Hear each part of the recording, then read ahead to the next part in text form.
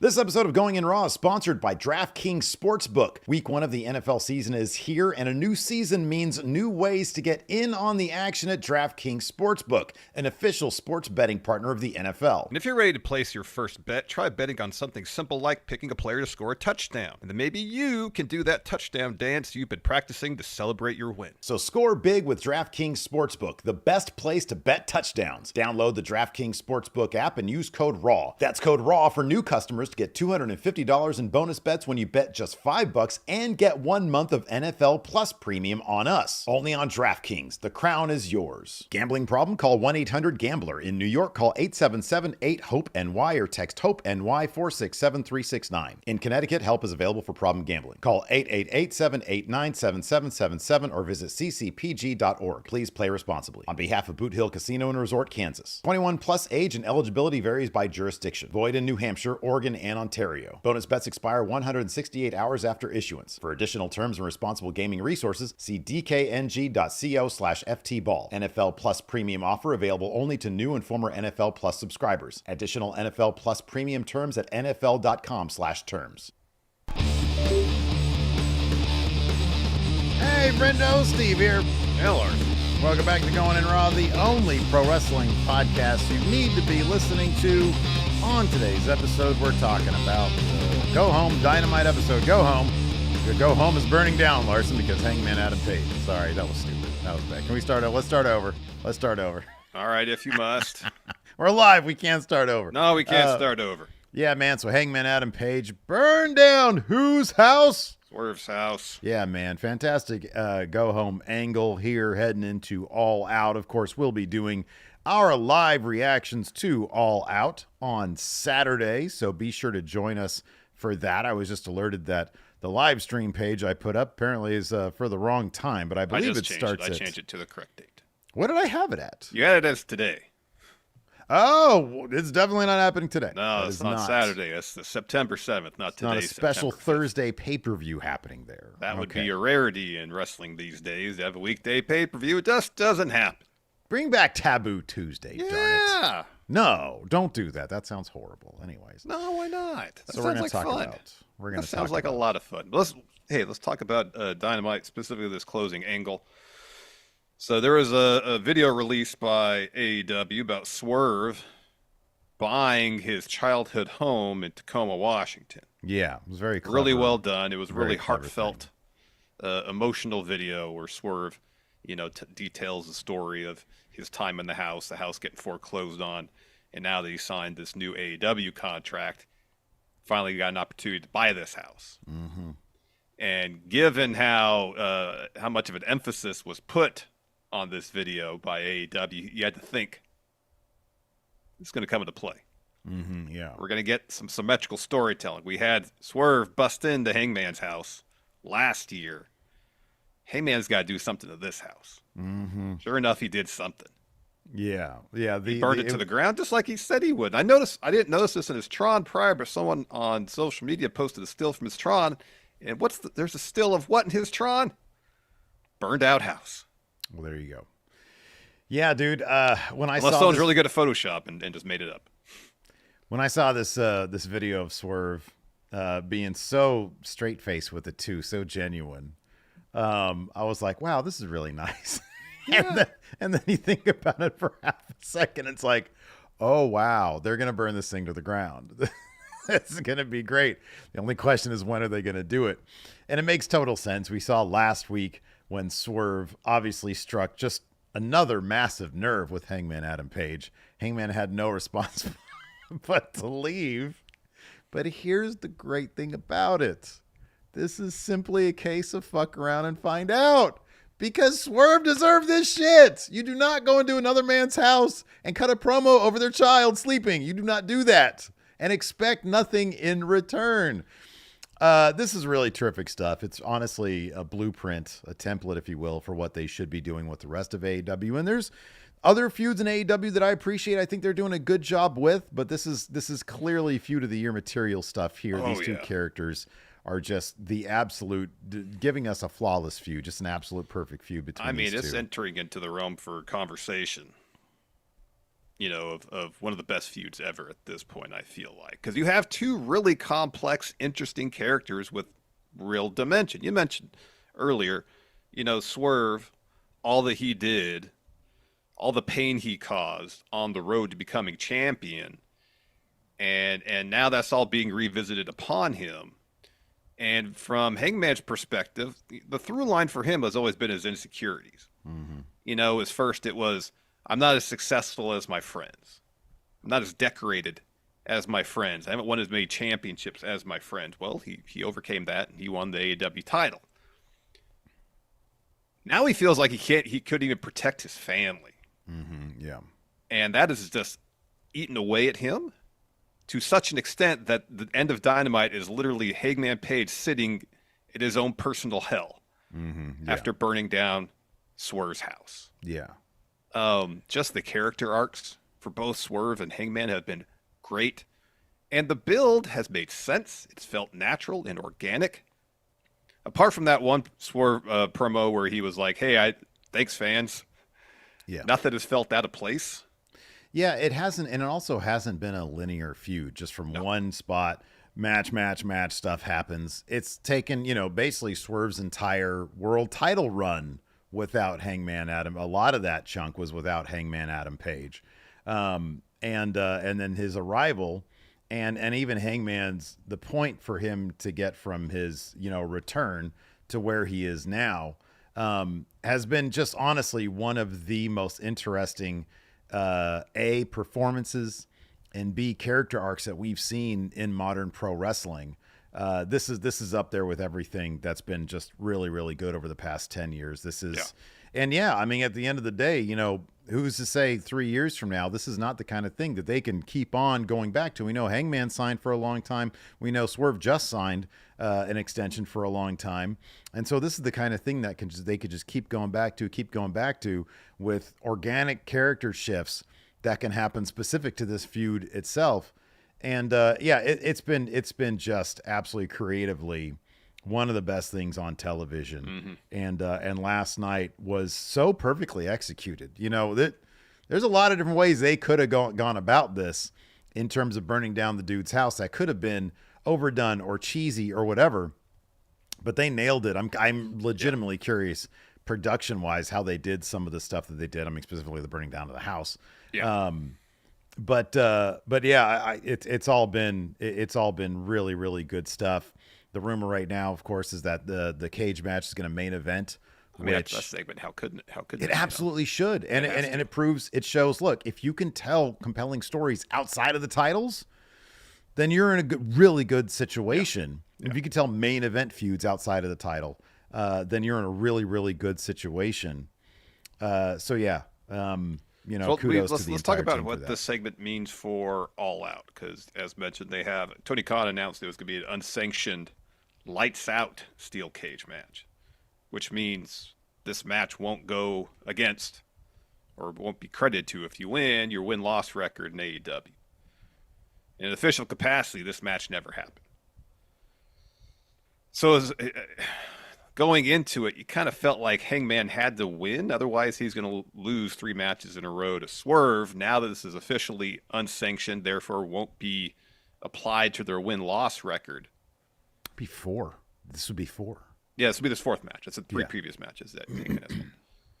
If you lose this, it'll be 4 in a row. Hangman kind of has to win this then. He has to go overboard to get the win here, and therefore he can say, Swerve, I beat you, and Swerve could say, record books don't say that you beat me. I don't think Swerve would say that. Here's the thing.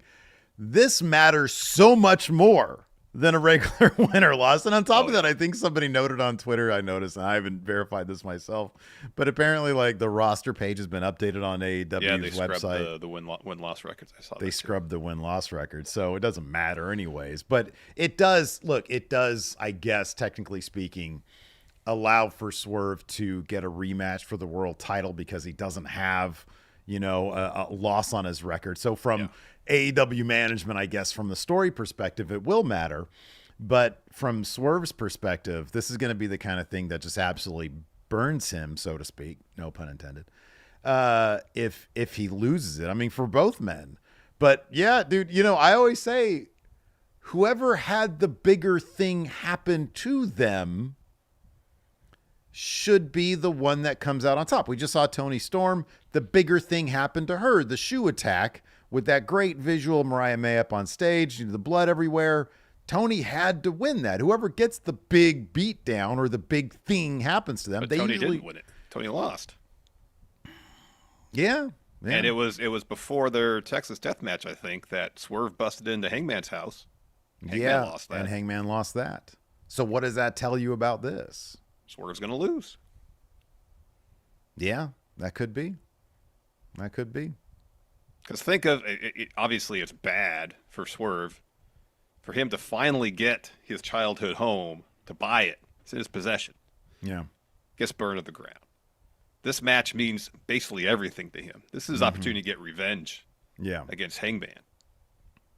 And Hangman still beats him? It's more interesting for Hangman to win anyways. Yeah. Because it ain't going to fix things for him. No. That's the interesting story right there. It's so much better because like right now, bizarrely, in terms of how they behave anyways, Hangman's the bad guy and Swerve is the good guy, even though this original sin was Swerve cutting a promo over Hangman's sleeping child and then stalking him and saying, I was watching you go to the hospital. And so it's just so much more interesting if the guy who just burned down the house gets the win here. Swerve doesn't get his vengeance. Swerve kind of deserves to lose here. He was rewarded by doing that to Hangman. And yeah, he lost the world title, but like, I don't know, that was such there was a relatively small distraction that I guess you could claim cost him the match, but, and losing the world title. But then the amount of hubris and arrogance that he shoves in Hangman's face last week in that promo, everything is just so much more interesting if the guy who just burned down the house gets the win here. It's so much more interesting, and there's so much more they can do with it. Yeah, you got to expect, regardless who wins on Saturday, they'll probably do another match this year. Is there any chance that if Hangman wins here, Grant, I know I just said that, the win or loss doesn't matter to upper management, but if Hangman wins here, is there any chance he's the guy that takes it up Danielson, assuming I thought that too.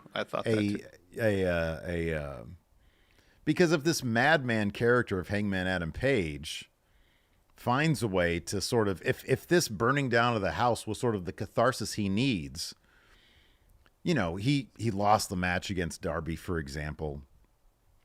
If this is the thing, he lost the Owen. If this is the thing that he's able to focus this insanity into winning ways, and then you do the thing where Swerve beats him for the title. I mean, God, that's really good stuff. It is. There's a lot of really good stuff, potentially, depending on how they approach it. But yeah, I kind of think in a lot of respects, the avenue by which we get to the most interesting stuff is probably a Hangman win. It is. I think it is. Yeah. Because again, it's the symmetrical storytelling, like we saw earlier. We thought Swerve at some point was going to get his comeuppance from busting into Hangman's house via the next match. Didn't happen. Now, about a year later, it's kind of happening. What was the pay-per-view that the Texas Death Match happened? That was Full Gear last year? Was that Full Gear? So it was November of last year? I think so. Or was it Wrestle Dream? It's either Full Gear or Wrestle Dream. Yeah, dude, I don't know. They could do I don't know, some symmetrical storytelling with that. I mean, November's right around the corner.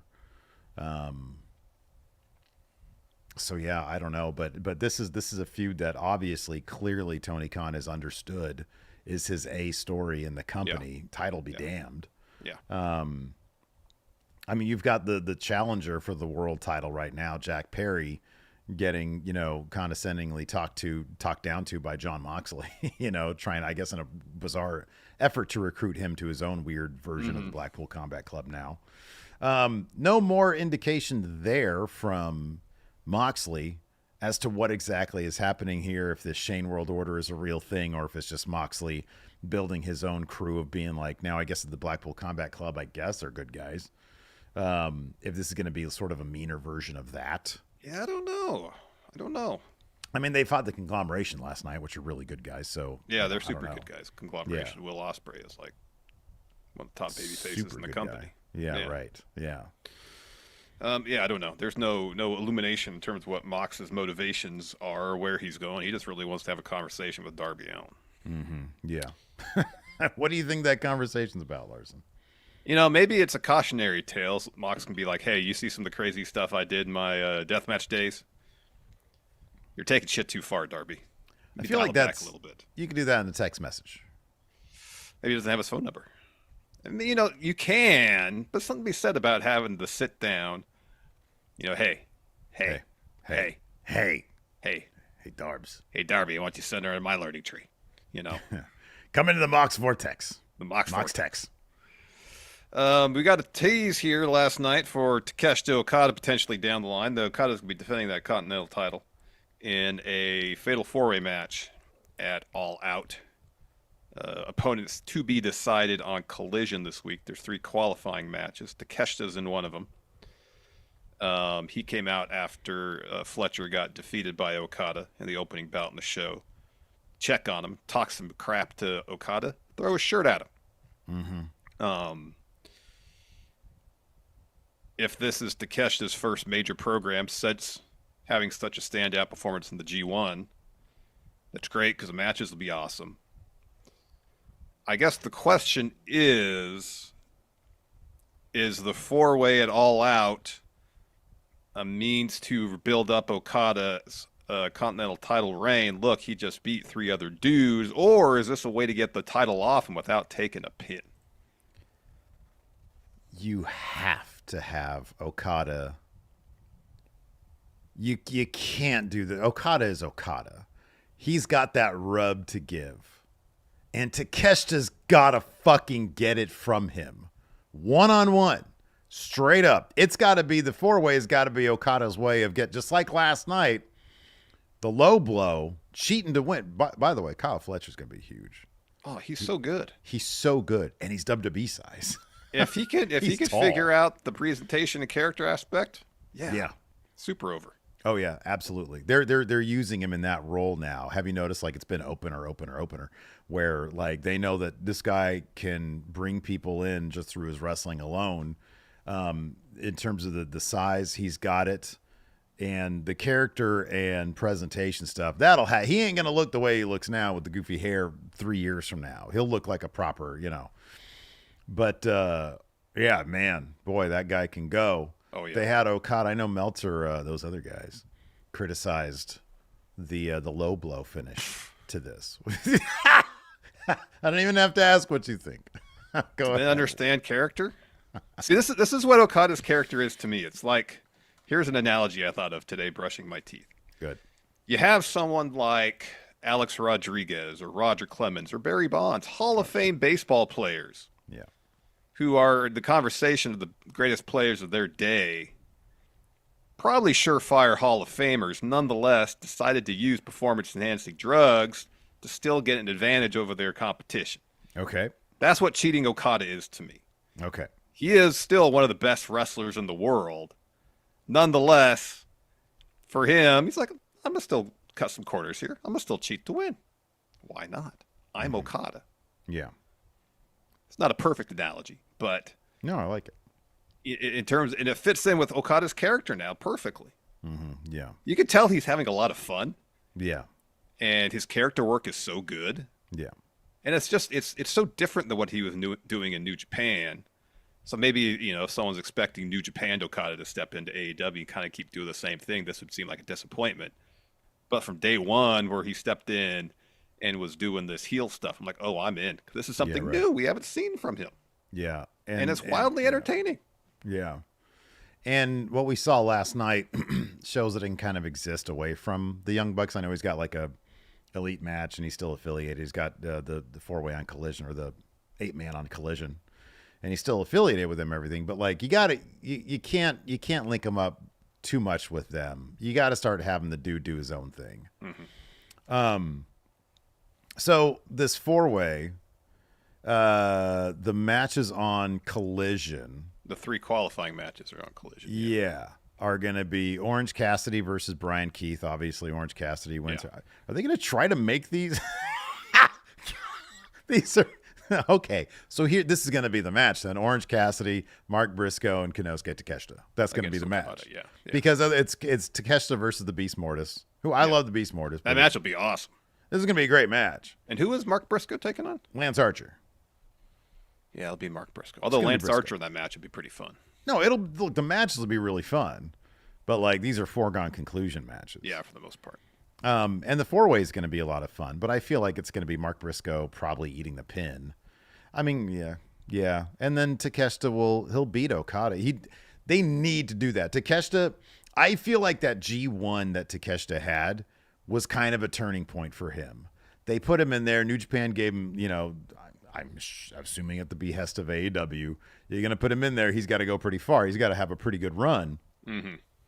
He comes back, and now he's ready to take his place among the Ospreys, the Hangmans, the Swerves, that crop that's going to be your future. He's got to get, and the only way is to be, he's the perfect guy to take that Continental title off of Okada. He's the perfect guy. Yeah. Because of the match quality. He's like, he's up there. Oh yeah, absolutely. That's what you do. Yeah. Yeah. And that's a huge win. Yeah. His first loss in AEW against Takeshita, that's perfect. Yeah, that's pretty huge. Although Takeshita pinned Omega twice and they did nothing after that. So. Wait, what's that? The Takeshita did pin Omega twice, and then Tony Khan didn't do anything after that with him. No, I know, but we're in a different AEW right now. Yeah, it feels like it's a different phase. Because you and I, we talked about this a little while ago, that it's like, okay, well, when we're talking about who's going to take titles off of whom, right? Who's going to take it off Okada? You and I are both like, I don't know, Kenny, I guess, maybe, because there really isn't. It's like, okay, well, what's the plan for Okada here? It's Takeshita makes a lot of sense. Oh, yeah, it really absolutely. does. Otherwise, it's just Okada kind of spinning wheels as champion, anyways. Yeah. Yep. And people have been bugging about the Takeshita thing for a while. It's like, okay, do you like this guy or don't you like this guy? Like you said, 2 pins on Kenny and they don't do anything with him. Exactly. Yeah. Exactly. Anyways, before we continue on, let's go ahead and pay some bills, Larson. Let's do it. Let's take a quick break here. Get a word from the sponsor of today's episode, DraftKings Sportsbook. Week 1, the NFL season is here. And Steve, yes, a new season means I start practicing the Philadelphia Eagles fight song in anticipation of Week 1. Here we go. I've seen this. You fly, don't need to do it. Eagles, no, fly. I've seen it. You've done this like several times. On the road to victory. Now your voice is cracking. Listen, a new season also means new ways to get in on the action at DraftKings Sportsbook, an official sports betting partner of the NFL. And hey, if you're looking to place your first bet, you can bet on something as simple as picking a player to score a touchdown. Oh, speaking of touchdowns, I've also been working on a new touchdown dance to do whenever the Eagles score a touchdown, as well as sing the fight song. You want to see and hear it? No, I don't at all. No. Fly, Eagles, fly. No? No, all no right. good. No Fine. good. 2 out of 10. All right. Well, I'm looking at the DraftKings Sportsbook app here right now, and it appears that my Eagles still favorite for the season opener. I'm going to get my touchdown celebration ready for the game this Friday when I sing, Fly, Eagles, fly, on the road to victory. So score big with DraftKings Sportsbook, the best place to bet touchdowns. Download the DraftKings Sportsbook app and use code RAW. That's code RAW for new customers to get $250 in bonus bets when you bet just $5 and get 1 month of NFL Plus Premium on us. Only on DraftKings. The crown is yours. Gambling problem? Call 1-800-GAMBLER. In New York, call 877-8-HOPE-NY or text HOPE-NY 467-369. In Connecticut, help is available for problem gambling. Call 888-789-7777 or visit ccpg.org. Please play responsibly on behalf of Boot Hill Casino and Resort, Kansas. 21 plus age and eligibility varies by jurisdiction. Void in New Hampshire, Oregon, and Ontario. Bonus bets expire 168 hours after issuance. For additional terms and responsible gaming resources, see dkng.co/ftball. NFL Plus Premium offer available Only to new and former NFL Plus subscribers. Additional NFL Plus premium terms at NFL.com/terms. I'm getting better at that. It's very well done. Let's talk about this. We had a bit of a wrinkle added to the Mercedes Moné versus Hikaru Shida match at All Out. Camille, banned from ringside after helping Mercedes defeat Shida last time during their match on Dynamite, I believe. Had to have been Dynamite because I watched it. I think I know the answer to this question. Is this going to change the outcome whatsoever? No, it's going to be a much better match than the last Mercedes match, but yeah, no. This is going to be a phenomenal match. But no, Mercedes gets the win. Yeah, she's very clever, that Mercedes. Wonder if she's gonna. Do you think there's any chance she can expand her own group, add a new member? Ooh, who would she add? Well, she invited Britt Baker to be a member of her group. Who? Britt Baker. Who's that? Yeah, this is what you're doing, huh? Who's that? This is what you're doing here. It was, All In. It was Mercedes Moné in singles action. Boy, Britt just sort of disappeared, didn't she? Yeah, I know. What in the world? No appearances, no mentions. I don't think. They're just like, hey, you know what? Let's just do this whole return thing again, okay? Let's scrub the Stay decks. off TV for 6 months. Wow, 6 months. Yeah. I'm like, come back fresh in 2025. It's like January 2025. Oh, Let's 3 do months, that. all right. 3 months. Yeah, that's who knows what's going on there, man. She came in hot, and she flew too close to the sun, I guess. I don't know. So, but yeah, hopefully she'll get it together. Hopefully. They'll get on the same page. How about that? There we go. Hey, what better way to do that than to join forces? Yeah, there you go. That's a possibility, She'd be like, hey, you know what, Britt? You couldn't get the job done, but maybe, come under my learning tree. And, you could be my second henchman. Not henchman number 1. That's Camille. Yeah. You could be henchman number 2. Yes. Yeah, I don't know. I don't know what that situation is, but it's kind of a bummer. Before we do our Dynamite recap, though, dude, I wanted to bring this up. The trailer for the Mr. McMahon Netflix series, the documentary, dropped today. I watched it. Did you watch it? I watched it twice. You watched it 2 times. Once, and then you said we were going to talk about it, or you wanted to talk about it, so I watched it again. Oh, there was no plan here. This is completely spontaneous. No, I understand that, but I want to make sure I really understood what they were trying to say with this trailer. So yeah. The Bill Simmons produced. Wait, no, he didn't do the Ric Flair one. Who did the Ric Flair one? Bill Simmons did the Andre the Giant one, right? Yeah, he did the Andre one. Yeah. All right.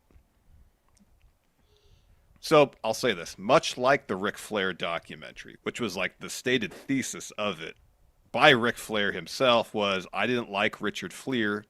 I liked being Ric Flair. It's the idea that the lines are blurred between kayfabe and reality.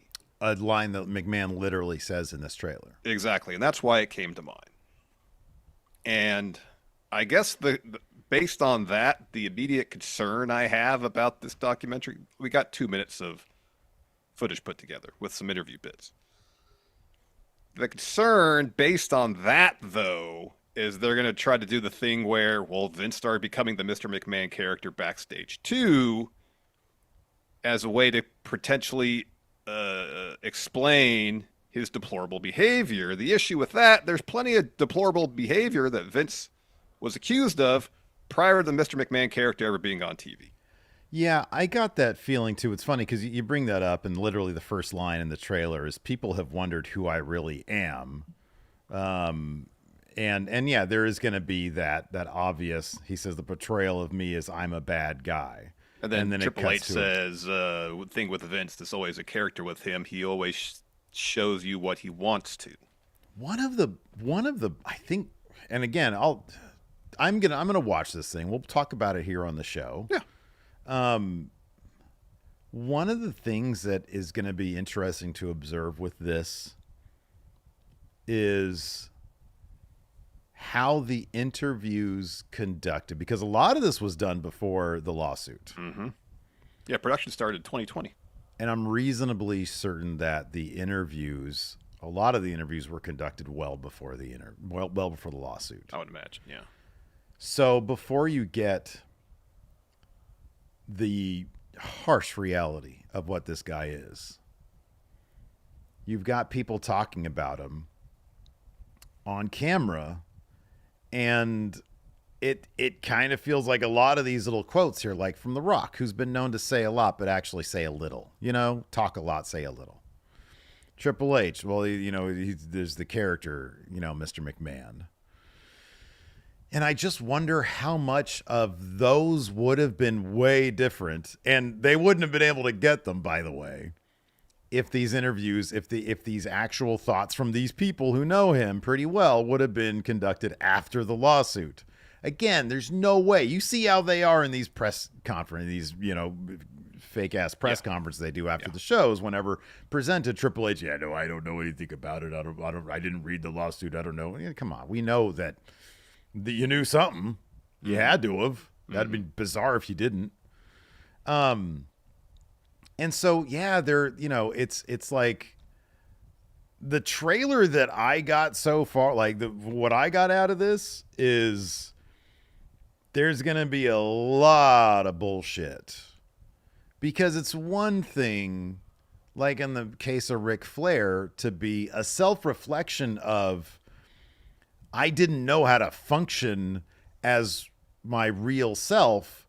I only wanted to function as the fictional self. And so there was a really interesting kind of, confluence of man versus, of identity right there. Mm-hmm, mm-hmm.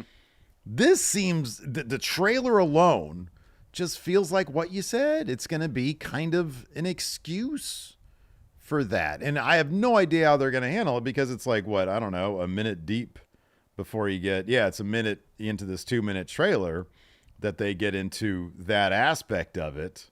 And then it just goes into full on montage. Mm-hmm. And so, obviously, look, it's a 2-minute trailer.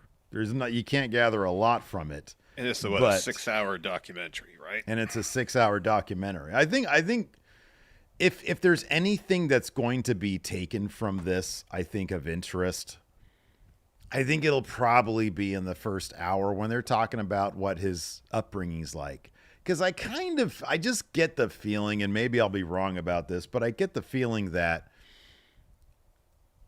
because of, like, it's Bill Simmons, it's kind of like, oh, this might be an important thing. Vince might actually be pretty open about how rough his childhood was. And you can glean a lot from a person's upbringing. You really can. Mm-hmm, mm-hmm, totally. And so I think that's going to be probably the most interesting stuff. And then, this, pseudo Psych 101 bullshit about, oh, well, he was the character and he didn't know what was the difference between being the character and the character consumed him, or whatever that shit is. Like, he didn't know what the fuck he was doing the whole time. Yeah. That's sort of that's what I got from the trailer. Yeah. Yeah. It seemed pretty evident that, at least in the trailer, that's the kind of thesis statement they were putting out there. Yeah. At least from the trailer. At least from the trailer. And as mentioned, there's plenty of awful things Vince is accused of doing prior to 1998. Mm-hmm. 97, oh yeah, when he started doing the Mr. McMahon stuff. Yeah, for sure. That the timeline just doesn't line up with kind of the argument seemingly they're making based on this trailer. Again, it's a 6-hour documentary. Remains to be seen if that's really going to be the through line for the actual documentary, or just something pieced together for the trailer. Remains to be seen. Yeah. I guess otherwise they got all the people you'd expect to sit down for interviews. You saw Stone Cold, you saw Bret Hart, Hogan, Rock, Triple H, Bruce Pritchard. And it seems like they're going to cover the steroid trial, which they have to, you would think. And it depends, it's going to be interesting to see how in depth they go into that. But yeah, really the concern coming out of this is, at the end of that 6-hour documentary, what are we, the audience, going to be presented in terms of how the filmmakers think Vince should be perceived. Yeah. And how much of that 6 hours is going to be dedicated to the Jadell Grant lawsuit. Yeah, right. Yeah. And what's happened since then. It's funny because like it is the kind of thing where what are the besides as a human being, as a person, I'm not talking about the business of pro wrestling, because obviously as a businessman, incredibly successful. I mean, that's just stupid not to say. And in terms of his goal of, as he says in the trailer, mainstreaming pro wrestling, mission accomplished. Like, he did that. He did the thing where he saw the future and he seized on it. All these old school NWA, territory stuff. He understood that what the business needed to be taken to the next level, he took it there. He violated the principles of the territories and he took it there. But as a human being, it's not even like the kind of thing where they can be like, oh, he was a good father, but he was a monster. He was a shit father too. Seemingly was, yeah. I mean, look at what he did. Like, literally, Stephanie McMahon on camera talking about the angles that they wanted to play up with her. What kind of fucking dad would do that? Terrible one. That's the answer. A fucking terrible one. Terrible one. So it's not even be like, oh yeah, no, I never saw that. He was a great family. No, he just seemed like a piece of shit as a person. Yeah, he did. He did. I don't know. I don't know anybody would come to any other conclusion, to be honest with you. But yeah, I don't know either. But it depends how the footage and the interviews are kind of pieced together, and that's what narrative is crafted based on that. Yeah. To get across whatever argument the filmmakers might have about Vince, and that's what remains to be seen. But if it's a situation where it's like, oh, he got too wrapped up into the Mr. McMahon character, it was all encompassing. Get out of here with that. The facade of he's a complex individual. I mean, that's just a fancy way of saying, hey, he's a piece of shit. We're all complex. Everybody's a main character of their own story. We're all complex people. Just because this guy is a fucking turd. I'm sorry, man. There's just too much shit out there on the guy. Yep. So, anyways. Yeah. You want to talk about Dynamite now? Yeah, let's talk. Yeah, let's do the actual recap on Dynamite. Let's do the actual recap, because we're almost 40 minutes into this. We got to talk about Dynamite and talk about NXT still. So the show opened up. Daniel Garcia. He comes to the ring, drops a promo, and he calls out. It's funny because I did not listen to the entire. I don't listen to Wrestling Observer Radio. I just see whenever Meltzer says something, I see a clip of it. Yeah.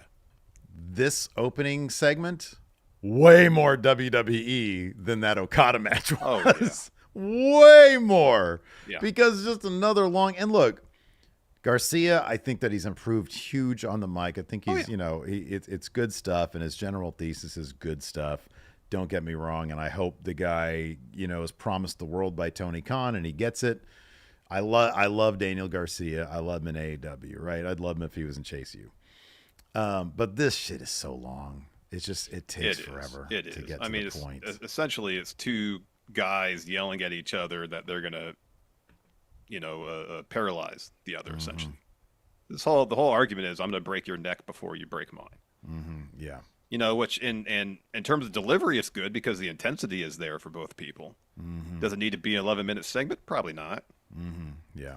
So Garcia comes out, calls out MJF, says, I don't want to wait till All Out. I want to break your neck tonight here in Milwaukee. So MJF, you hear his voice. He's up in the stands, surrounded by security. He says, reason up here is I don't want to ruin our match this Saturday.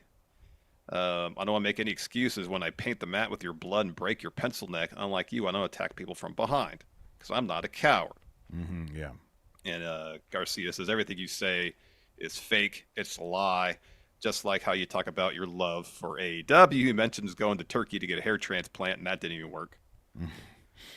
He says, you don't care about this place the way I care about this place. You can get all the tattoos on your leg you want. We don't believe you. So MJF tries to interject, and Garcia says, shut up and let me talk for once.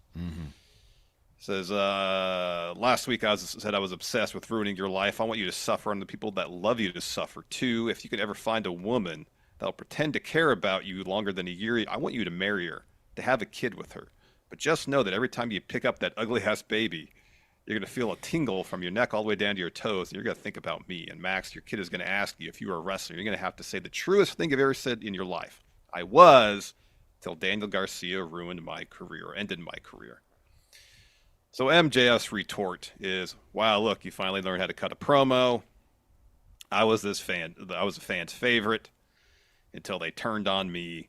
They're going to turn on you too. And he said, but don't worry, there's one person on this planet you can trust. Your mother. She's a good woman. She'll take care of you while you're laid up in bed. Laura knows you won't be the first man lying on their back in her bed that she happily attended to. So Garcia gets mad, drops the mic, stares at MJF, and then rushes through the crowd. Security tries to hold him back. He fights through them all.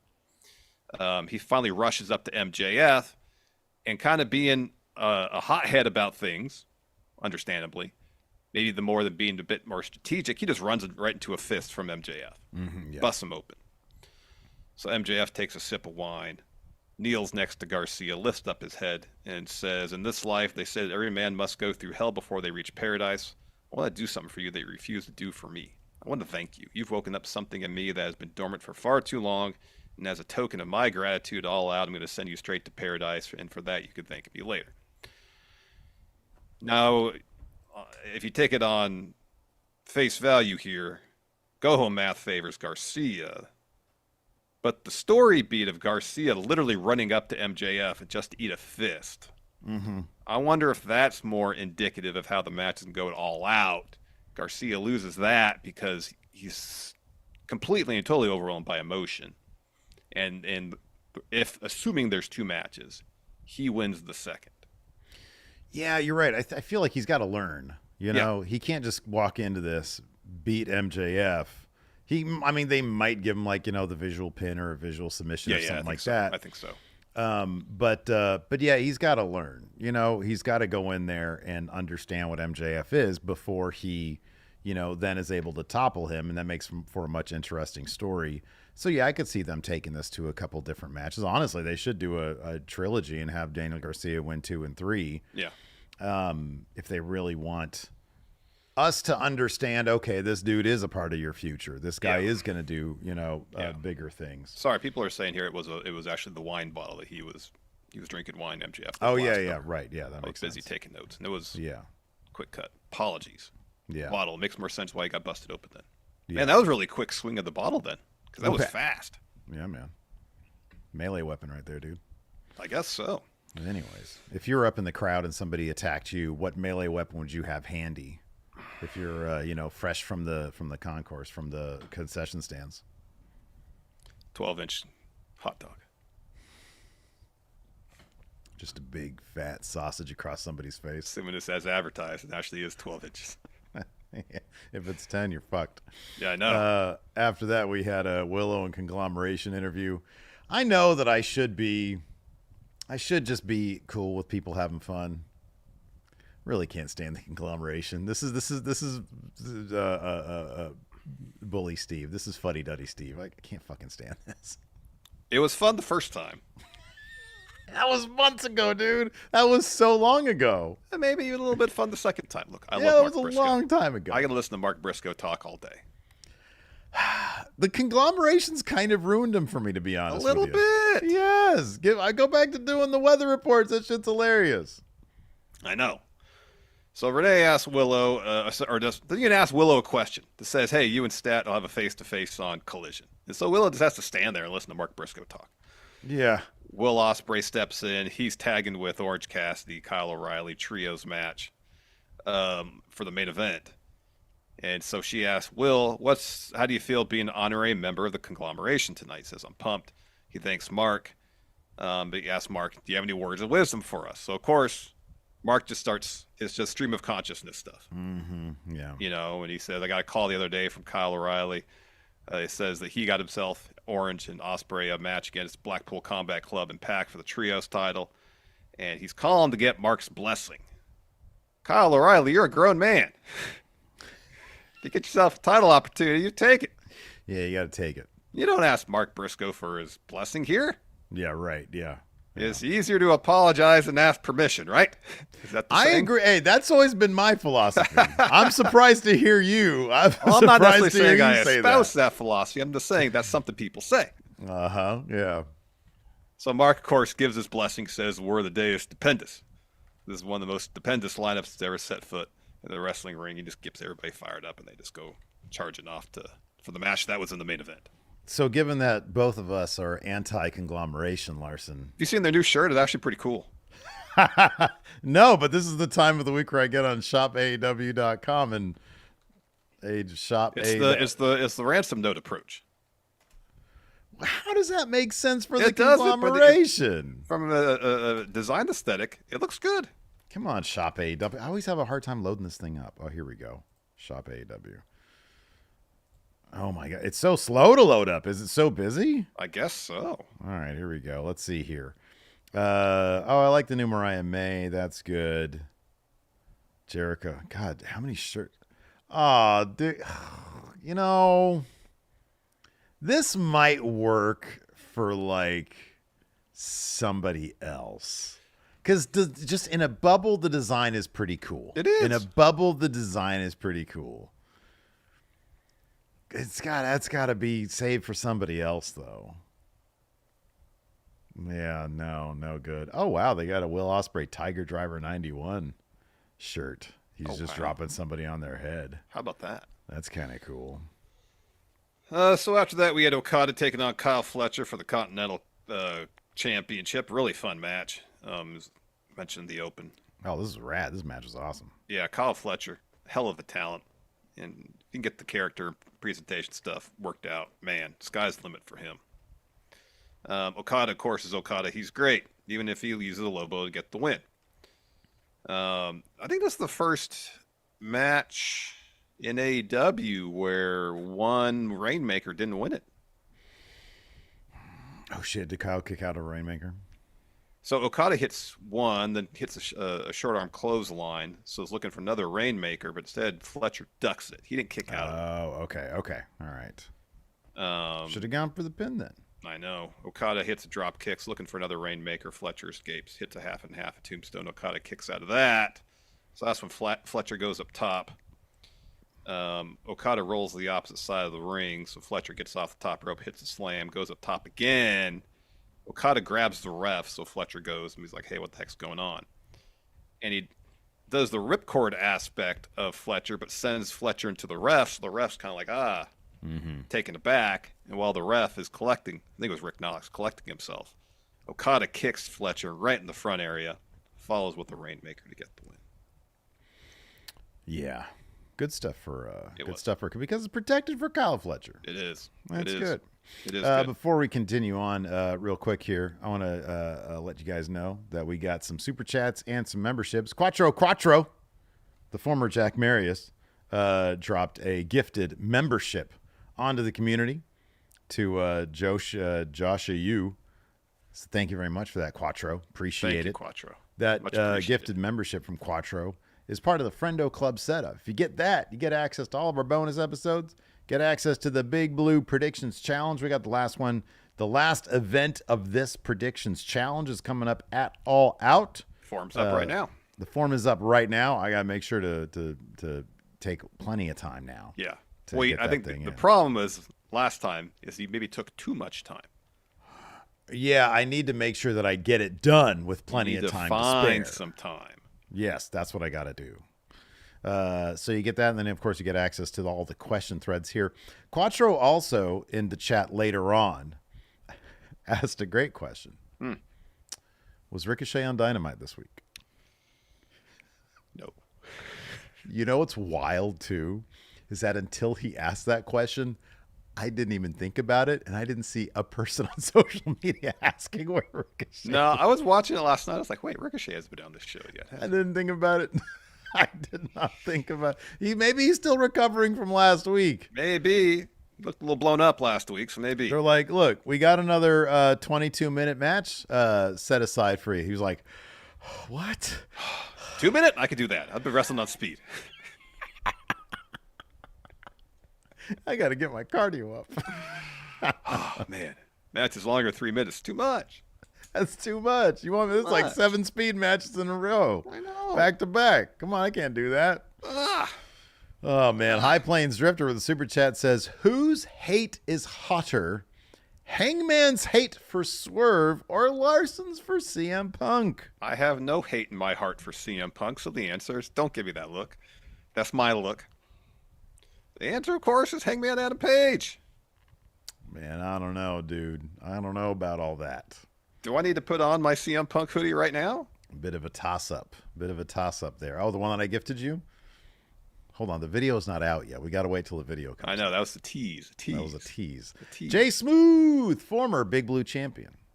Member for 1 year, says Swerve versus Hangman feud of the year. Just perfection every moment of the story. Yeah, it's been great. Great. We also got nothing else. Okay, yeah. No. All right, very well. Next, we get the video package of Swerve buying his childhood home. Yeah. He's so genuine. This is the most baby. This is even more baby face than him saying, "Hey, all you people got me here." This was the most baby. This dude standing in front of this busted ass house. This is my childhood. I grew up in this dirty ass house, and they foreclosed on us. And now I was able to buy it. It cost me a mere $56,000. He said it stinks inside. It's disgusting in there. Nobody's been living. It's been vacated this entire time. But now I bought it. It's mine. It belongs to me. It's my most precious possession. Thank you, by the way. Thank you, Nana, for being my friend, my mentor. My manager, too. My manager, taking care of my travel arrangements. You've been great. I'm in a good place. I ran down that bum Hangman last week, and then he just sulked off. I won that. Yeah. Got this steel cage, probably going to be in the main. I just got a text from Tony. I'm the main. I'm on the main event. Yep. Got this busted ass house here. He's like, it looks, I don't know, maybe we should get this, some fireproofing on this house because it looks like it just go up like that. The wood is so dry. Hopefully nobody sets it on fire. Exactly. Hopefully nobody brings a 5-gallon drum of gasoline. It starts to... puts it everywhere. Then we got Jamie Hayter versus Robin Renegade. Not a huge shock. Jamie Hayter gets the win here. Mm-hmm. It's so good she's back. She's so good. Oh, man, she's awesome, yeah. Soraya and Harley Cameron are watching backstage. So you got to think, I don't know, an episode of Dynamite, Jamie Hayter. Probably could be Rampage. The way AEW books things sometimes. That Jamie Hayter is going to beat Soraya. Oh, yeah. Yeah. Yeah. Then we had a Roderick Strong interview. So he's showing Christopher Daniels the replay of what happened last week. Yes, he tapped out to Red Rum, but his foot was on the ropes. So Daniels like, I saw it, I get it. So Hook rushes in. And Daniels is like, save this for the ring. Hook says, Roddy, you're not wrong. Your foot was under the ropes. How about we do this tonight? You versus me for this. And Roderick says, Hook! You're funny. But I'm not fighting you in this dumpy town, but soon I will call my shot for the FTW title, and you'll be the first to know when. Yeah, Roderick Strong is still pretty funny, man. Oh, yeah. Get him doing cooler stuff. After that, we had Marina Shafir laying people out backstage. Mox walks up as she's kicking some dude, and then they just keep on walking. They see the Elite. Mox walks up to Jack Perry, says, I don't care what they say. You're a sweet kid. Is he going to recruit him too? I don't know. To the Shane World Order? Remains to be seen. Remains to be seen. We go to commercial, we come back, we get a Mox promo. It's kind of more of the same. He wants Darby to come talk to him, but Darby's not there. And he talks about wrestling Darby a number of years ago.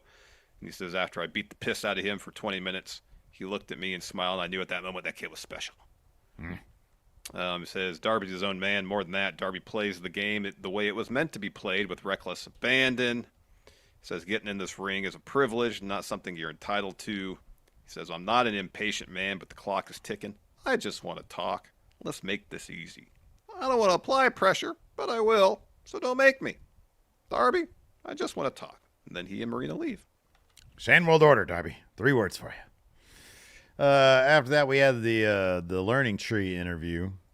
Jericho is referencing a feud from 3 years ago where he's bringing up Orange Cassidy in the jacket. 4 years ago. 4 years ago. July Oh, yeah, that's 15th, right. July. 2020. Over 4 years ago. He says $7,000. That's what that jacket cost, and I want it back. On Saturday, Brian Keith is going to freshly squeeze it out of your hide. And Bill says, you know, Renee, as the Learning Tree has always taught me, the true indication of a man's character does not lie within his heart. It lies on his ability to make good on his debts. And Keith says, make good on your debts. And so Orange steps in. If you could just take the Jericho out of the Learning Tree. Big Bill and Brian Keith are so good. They are. They're making this watchable. Mm-hmm. So then Orange steps in, walks right up to Brian Keith, walks past Jericho. Yeah, like you didn't see him. Brian, I heard everything. I'll make this easy for you. Tell Chris Jericho that if you beat me on Friday, I'll give you $7,000 in cash. And as he leaves, I think Orange says to Jericho, hey, buddy. And then Keith says, the disrespect. On Saturday, I'm going to make sure Orange pays the damn price. Mm-hmm. Mm-hmm. Then we got Mariah May taking on Nyla Rose. Yeah, man. The AEW Women's title. Mm-hmm. Fun match. Mariah May gets the win here. Good win here for Mariah May. Yeah, they gave this a little bit of time. And Mariah May hits a running knee and a Storm Zero to get the win. After that, we had a Deonna Purrazzo video package. She's been holding it down on Collision. She's just coming off a feud with Thunder Rosa, so hopefully she'll be back on Wednesdays. I hope so. Yeah. I hope so, though she's on Collision taking on Hikaru Shida this week, I believe. Oh, loss for her there. But then, you know, this is in advance of her Dynamite re-debut. Hopefully. So maybe she'll get some wins in advance to her losing against Mariah May, probably. Or Mercedes. Mercedes versus Deonna Purrazzo could be fun. Does Mariah have a match at All Out? I don't think she does. Oh, you think that's going to be the thing? No, I don't, but I'm just kind of surprised that Mariah May doesn't have a match at All Out. Anyways, we got a Mercedes Moné promo. There's still 4 hours of television. 3 hours of television. Rampage. Oh, Rampage is 1 hour. That's right. Yeah. Yeah. So Mercedes comes to the ring, says she's feeling some type of way after defending New Japan Women's Strong title on Friday. Says, you know who else is feeling some type of way? Hikaru Shida. So Shida answered me this. How can you call yourself the ace when you're not even the face of this TBS title? You see, I'm 2 belts Monet. I'm the face of TBS. Hell, I'm the face of this whole damn company. Come this Saturday, Shida. You're going to learn, just like the rest of the women's division, there's a price to pay when you mess with Monet. And so Shida shows up on the Tron.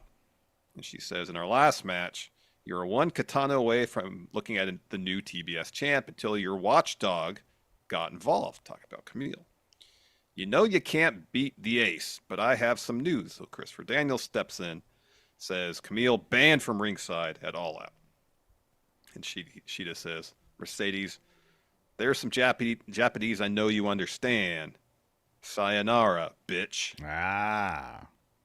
Because she did the thing last week with Okada. Yep. Then we got an Elite promo. Camera tells tells cameraman to get closer because Jack Perry has something to say. And he just talks about how he was in the ring when Bryan Danielson made his AEW debut 3 years ago. And said when he was out of AEW sitting at home, someone like Danielson could have done something to help him. But instead, he went to Japan, started over, reinvented himself, and did it all by himself. He says, the truth is, someone like you could have helped me, but you didn't because the only thing you care about is your perfect fairy tale ending this Saturday, 3 years later, where it all began. It's not going to be a happy ending. And so Matt steps forward and says, hey, Brian, I'll let you know that we're going to do everything to make sure the AEW World title comes back to where it belongs to the Elite. The Elite. So Okada loses to Takeshita, but Okada beats Danielson. What about that? It's a possibility. One that crossed my mind, too. Could happen. After that, we had the main event match, which, as you mentioned on text message last night, this should have been like the 6 o'clock match. The last 4 weeks, they've had like these long tag matches to kind of kick off the second hour, and that's kind of been the spot. A ton of people just throwing into these matches. Yeah, these matches are fun, but not necessarily the media stuff. I guess the reason this was in the main event match spot as opposed to Mariah May defending her title is they were trying to wrap in as many stories as they could in this one match. You had Pac and Ospreay on opposite sides competing in the ring against each other. You had Danielson on commentary. Mm-hmm. You had the Elite run in afterwards after Blackpool Combat Club and Pac get the win. And you eventually have Blackpool Combat Club fight off the Elite, which leads to Claudio issuing a challenge for the tag titles against the Young Bucks at All Out. Mm-hmm. Kind of coming out of nowhere. Yeah. How come the Acclaims aren't not getting their one-on-one shot? The Acclaim were not on TV maybe they'll show up on Collision. I think the match is already booked, though. Well, no. I'm saying, like, maybe, I don't know, Acclaim versus FTR at All Out. I don't know. I don't know either. I don't know. Anyways, Claudio pins Kyle O'Reilly. Seems to be Kyle O'Reilly is kind of like the Carl Anderson of AEW. Yeah, he's eating those pins. He's eating tons of pins. He seems like he's having fun, though. So anyways, Claudio gets the win. He swings Kyle O'Reilly. Yuta hits him with the drop kick mid-swing. And then Danielson leaves commentary to go celebrate with Claudio and Yuta. Elite rush in. We have a brawl. Eventually, this leads to Danielson setting up for some stomps on Jack Perry. Young Bucks pull him out of the ring. And that's when Claudio takes the mic, issues a challenge for All Out for the tag titles. And then Danielson says, as for you, Jack, there have been a lot of people, myself included, who've been so frustrated. They were so sick and tired of seeing you and all your crap. I guarantee you one thing at All Out, Jack Perry, you're going to get your fucking head kicked in. Ah, wow. And during the trios match, Ospreay and Pac go brawling up the stage. We're backstage, they're still fighting. Mm-hmm. And Pac hits a brainbuster on top of some road cases on Ospreay. And Christopher Daniels rushes in, says to Pac, get out of here. And Pac says to Ospreay, underestimate me at your own peril. Underestimate me at your own peril, Ospreay. Busted. After that, we had what was supposed to be the Hangman Adam Page, Swerve Strickland contract signing. So Shivani introduces Swerve. He comes to the ring with Nana, takes a seat, and then he introduces Hangman. His music hits. Swerve's like, where's Hangman? No Hangman. And immediately you're thinking, oh, because he's burning down your house right now. Yeah. And then the music hits again. And then it's still no Hangman. And then he shows up on the Tron. And he's at the door of Swerve's house, his new old house. And he says, did you really think I'd give you the satisfaction of a formality, of something we know is going to happen? I wish more people would do that with contract signings. Just completely like, what? I don't need to be there for a contract signing. The match is going to happen. What are they going to not do the match? Exactly. I can do DocuSign. Exactly. So he says, you're a hard man to find, but you messed up. You showed the world, and more importantly, you showed me something important to you. Your childhood home, I could see it now. Your mom running across this dirty-ass floor making dinner. Your dad telling you to shut the hell up so he can watch TV. And knowing the type of man you ended up being, I guess he didn't love you very much. I bet he regrets having you at all. What a wonderful world it would have been, and you'd never been born. This immediately over the line. And then this, because Hangman's got like a selfie stick that his camera, this probably iPhone or whatever's on, whatever it and is. you kind of get a hint of what he's got in the other hand. You hear some liquid being swished around. Yeah. And then the camera pans down. You see him start throwing gasoline around. Yeah, you see like the red of the gas can. You sort of see that to start to happen. And people are like, So he says, this is, as they say, your house. I wouldn't blame someone for wondering why I'm not in the ring with you, but you already know. You told me last week, much like how you sat in a car outside my front door and watched me carry my pregnant wife to the hospital, you told me that now I must make a decision. A choice between hate and success, between vengeance and peace. But for me, it's not much of a choice at all. For me, they are one in the same. I told you for months and months that there was nothing I wanted more in this life than to burn your world to the ground. And meanwhile, Swerve's like, he like throws the table to the side. At a certain point, it looked like he started crying when he realized what was happening. Yeah. So Paige takes a seat outside. And he's got like an old recliner that's out there. Yeah, like a lazy boy, an old lazy boy chair. And a little table, a little side table too. Yeah. He says, if I couldn't be the one to take the world title from you, I was happy to help it slip through your fingers. And this Saturday, locked inside of a steel cage, I'm going to take what's left of you. I'm going to take your pride, your dignity, because you're going to be on your knees begging for my mercy, pleading for my forgiveness. But I will not give it to you. But the night is long and it's time to say goodbyes. Not goodbyes from me, but from you. So if you haven't said it already, say goodbye to the AEW World Title and any idea of holding it again. This Saturday, you'll say goodbye to your health, your career, your joy, and your happiness. And tonight, you get a little practice. And he lights this giant match. And he says, because tonight, live in front of the world, you get to say goodbye to Swerve's house. This was rad, too. And I legitimately curious how they did this. He lit this thing, and these flames seemed like they were right on top of him. And they just go back, and that house burns like quick. Yeah. And he sits there, and doesn't he pick? He has like a beer, doesn't he? Have like enjoys a beverage. A little glass of whiskey, I think. That's right. Yeah. So he's enjoying a nice beverage as the inferno rages behind him, and Swerve is just completely out of his mind. I'm telling you, man, if they take this to Hangman, if one of the complaints about Hangman is like, oh, his world title run was crap, it wouldn't be this second time around, and that's a great way to fix that complaint. Yeah. If he ends up as this madman with the title and then Swerve's got to beat him, get back around to it. Yeah, man, go all in on that shit. Absolutely. All in, you say? Well, that's like a long way from now. It's like a whole. Get it? That's 51 weeks from now. We're doing it different. 50, They're doing it in July 50. Now, I guess. Oh, that's right. So it's less than that. So whatever that would be. Hey, before we talk NXT, if you're watching live VOD on the YouTube, if you could, do us a favor. Engagement. That means hitting that like button.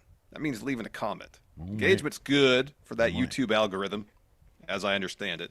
In terms of getting our content out there in front of more eyeballs. Let's get engaged. Let's do it. So if you could, please leave a comment. Give us your thoughts on the Hangman Swerve segment. Who do you think's going to win at All Out? Where does it go from here? Tell us what the weather's like, wherever it is you live. Just comments, please.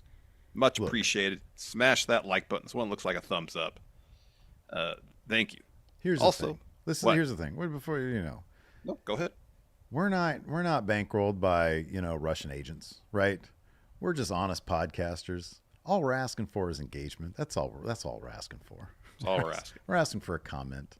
Not 100,000 a week from Russians. We don't want that. No, absolutely not. I mean, I'd have to think about it first, but I'd probably say no. It's a firm and immediate no for me. Oh, the things you can do with 100,000 a week. At what cost, though, Steve? All you got to do is be a trader. That's all you got to do. Again, like I said, at what cost? Boy, the world is wild, isn't it? You got that right. It's crazy. All right, we can talk NXT now. Now we can talk NXT. Let's talk NXT. We got new number one contenders for the tag titles. Rascals. They're taking on Frazier and Axiom next week. That match is going to be awesome. Oh, that's going to be a good one. And Wesley is 10 million% going to cost the Rascals that match. 100,000%. All the percentage. Yeah. I guess the huge story coming out of this is next week we got Trick versus Pete Dunne in the last man standing match, I believe. Winner faces Ethan Page for the NXT title. Don't do that. At the CW premiere. Ego. So like we thought back when Page won the title initially, Trick's getting it back. Debut on the CW. Also on that episode, Julia comes out to confront Roxanne Perez to close the show and issues a challenge for the women's title at the CW premiere. What are they going to do on that second episode?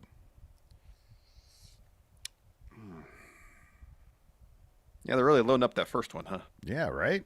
They're just relying on Randy Orton to come out there and win the NXT title. Is that going to happen? He's going to get it off Trick. Maybe Randy Orton's going to win the Heritage Cup. Hey, he's going to go to Ren Sinclair, make his case. Yeah, yeah. And so say, Gunther, I'm about to prove you wrong. I'm like way more successful than I've ever been or anybody ever thought I could be. That's the missing component from his career. Because I have this giant trophy. Yeah, beating Charlie Dempsey in a rounds match. Yeah, that's definitely. And Gunther would be like, now I respect you. Now you are true success. Yeah, I don't know if they're going to do that second episode because they got Punk on the first one too. Man. Yeah. Boy. They're really loading that first one up. That is loaded up. Yeah, dude. This is the thing. This is one of my main takeaways from NXT. This is going to be this is one of my main takeaways. Seeing Julia out there who just exudes star power just to infinity. Get it the hell out of that venue. Hopefully they leave for those first two episodes and Larson They never look back. They never look back because having that level of star power, I mean, and then you also got Stephanie Vaquer at some point. More star power. Get them the hell out of that place. It's so small and rinky-dink. It is. All right, that's my TED Talk right there. No, I don't disagree with you at this juncture. They're getting that CW money. Yeah. At the least. Do tours. Who cares You if need you're to come running back at a for a couple loss? weeks. You can afford it. 5 bills from Netflix. You know, if you do a run of shows on the road, you go back to the Performance Center for a couple weeks. If you feel that's necessary. So everybody still gets their time at Performance Center, trade, and so on and so forth. So be it. Yeah. But you got to take it on the road somewhat. Mm-hmm. Yeah. You don't have to do the NBA arenas. Do the college arenas. 3,000-4,000 seat buildings. Oh, it'd be great. You get the college crowd there. Mm-hmm. Could be some good energy for these shows if they do that. I don't know if they're You know going what, to. man? Divert a couple of main roster stars over there just to hang out like they did, for a little while there. And, it doesn't have to be Randy Orton. You got Kevin Owens at a college thing at some point. Can you do a Kevin Owens? What's your Kevin Owens? Does he have a pose? Doesn't really have a pose. He comes out and He just screams. sort of comes out. Yeah. I don't really have a pose. They should do. They could keep it in the PC, but they just put green screens everywhere and then get the Unreal Engine stuff. I feel like they tried that when they had the LEDs behind the crowd. That's the bootiest way of doing that. It yeah, was awful. They got the digital crowd. What was the Star Wars thing? The Void? The volume. The volume. They tried the NXT volume. It didn't work. They could have tried better. Like you could see the pit. Like those were it was like super standard def. Those. Yeah, it was. Yeah. But anyway, so yeah, we got Trick versus Ethan Page once Trick gets past Pete Dunne next week, which will totally happen. We've got let's see here. I guess they're gonna redo what is it? Tony D versus Obafemi. Obafemi. Yeah, because Obafemi got past Stacks. Speaking of which, somebody in the comments on the Friendo Club video we did last night, the Who's Gonna Dethrone Who video, mentioned Javon Evans as a guy who could beat Obafemi. I could see that happening. I think they got big things planned for Javon Evans. I think so too. Yeah, he's great. I could see that. He's great. I mean, we don't necessarily have to go segment by segment. Nice. Yes. But I guess we can quickly. So the opening segment saw Trick come out, drops a promo. He wants Pete Dunne. Instead, Ethan Page comes out. Ego. Makes fun Trick from only being able to successfully defend his title once. Trick says, I called your title match at No Mercy down the middle. Don't get too comfortable coming back from my title. I got some unfinished business with Pete Dunne. Ethan's like, your title? He says, I thought I'm going to be defending my title in 4 weeks when we move to the CW. And then Pete Dunne tries to attack Trick from behind, but Trick evades. They start the trade punches. Security breaks it up. We got a Hank and Tank promo. They just have a tag match later on. Camera pans over to Jada Parker. She arrives. Fatal Influence step up to her. Talks some crap about her losing at No Mercy. And then Jasmine challenges her to a match. I'm telling you, man, I think Jada's going to work her way back up to that North American title. Be the one to take it off Kalani Jordan. She's just, and if you see the social media response to Jada Parker, it's just there. It's there. She's not going to be able to be I mean, obviously, look, she's already, dude, after how long she's been a bad guy, not even that long she's been around, and they already got her turning face here against Fatal Influence. Yep.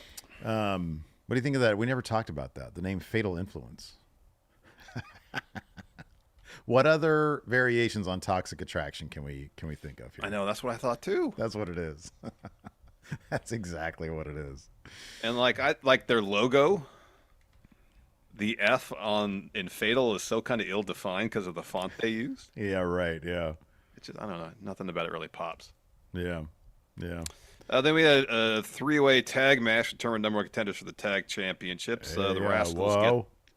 The Rascals get the win here, and then afterwards, during the match though, we had Javon Evans come down to go after Gallus after they try to interfere. Then the Good Brothers attack Hank a Tank, And so the Rascals hit them with hit Tank, I believe, with a Meteor Swanton combo to get the win. Yeah. I don't know if that's like their normal finisher, but when they did that, I was like, oh, he'll probably kick out of that. That does not like it. It's like a normal finish. And then no. And I'm like, oh yeah, that's probably just a signature for them, but it's Tank and Frank. Yeah, exactly. Yeah. So then we get a Frazier and Axiom interview. They're interrupted by the Rascals. There's some crap talk back and forth. Wentz says he and Trey are on the same page, but can Frazier and Axiom say the same thing? Easiest way. Here's the thing, because like these two guys, if anybody ever came up to you and I and was like, oh, we're on the same page, but are you guys? I'm like, we've made a whole career of being on the wrong page. It's our entire existence. Entire thing. And yet, we overcome. And yet, look at us now. After that, sorry, go ahead. I want to pick up some of this recap. Sure. Larson, you're doing such a great job recapping. I want a piece of this. Give me that hot tag. Give me your best hot tag, Larson. You got to struggle to get here first, man. I got to start back here. Come on. I got the rope here. Come on, get the hot tag. Jump.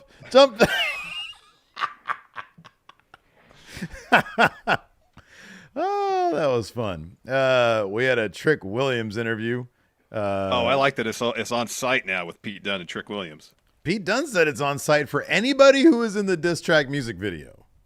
He says any of the Performance Center kids that were in that, because they had like a ton of extras and stuff in that. Yeah. He said it's on site.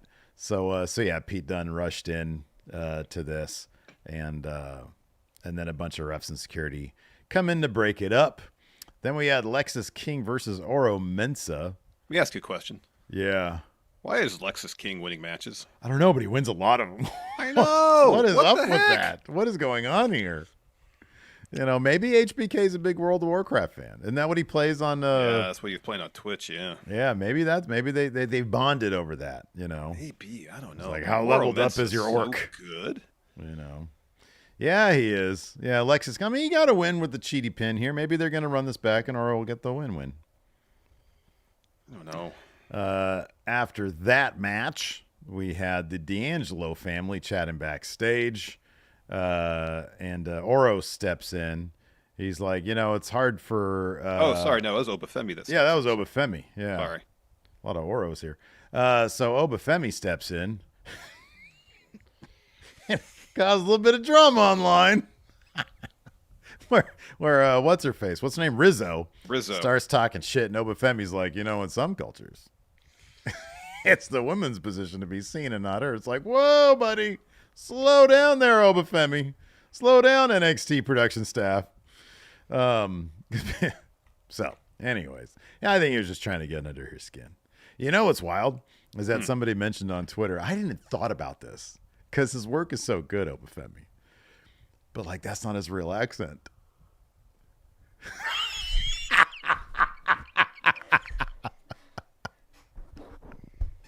I didn't know that. He just talks like a dude. I was like, because he talk about ground up.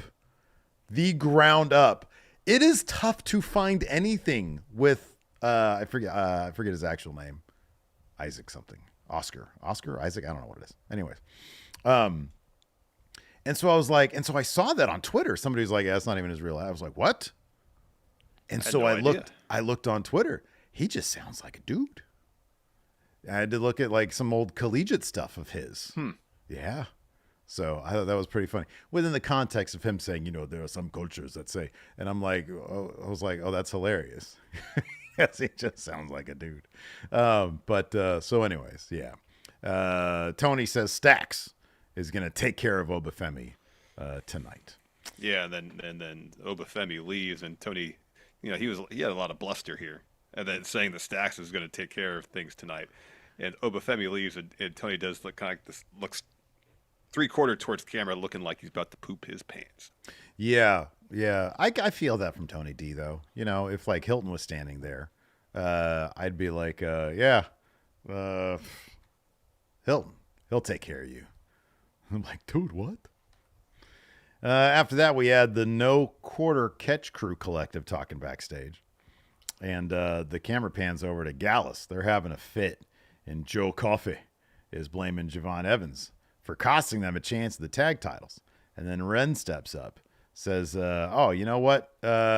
He wants to keep you guys need to keep it down over here because Miles has sensitive ears, which is a real sweet thing.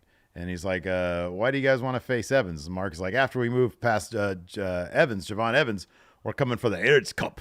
And then Ren's like, and then Dempsey's like, listen, you can't be issuing challenges like this all the time. So she's learning under the Charles Dempsey learning tree. So then we got Tatum Paxley taking on Rosemary. Tatum Paxley gets the win after ducking a clothesline, hits a knee, followed with their finisher. So she's celebrating in the corner. Wendy Chu gets in the ring, takes her off the second rope, chops her in the throat, locks on a Cobra Clutch. Tatum escapes that, but then Rosemary hits Tatum with a spear. Lyra Valkyria runs to the ring to make the save. Liar. You've already said you know how to say her name, so just say it. Liar. Someone find the tape. So they fight off Rosemary and Wendy. She walks up, Lyra does, Tatum, and they hug. Yeah, big moment for them. After that, we had a Pete Dunne interview. He's like, Trick will figure out that actions have consequences. This isn't a music video, it's real life. He's going to learn the lesson of a lifetime. And then Trick runs in. They start brawling. And then Ava's like, okay, just go out there, have match now. And then Ego steps in, says, you've lost control of NXT. And then we had a Jordan Grace Instagram promo. She's going to defend her TNA Knockouts title in an open challenge match. Yeah. So, which one is it going to be? Izzy Dame. Izzy Dame. You knew exactly where I was going with that, man. Is it going to be Izzy Dame, Carmen Petrovich, Brinley Reese? Which one of them is it going to be? Izzy Dame. I'm saying Izzy Dame. I think it's going to be. I think you're absolutely right about that. After that, we had Pete Dunne versus Trick Williams. This did not have a finish, right? It was just brawl, right?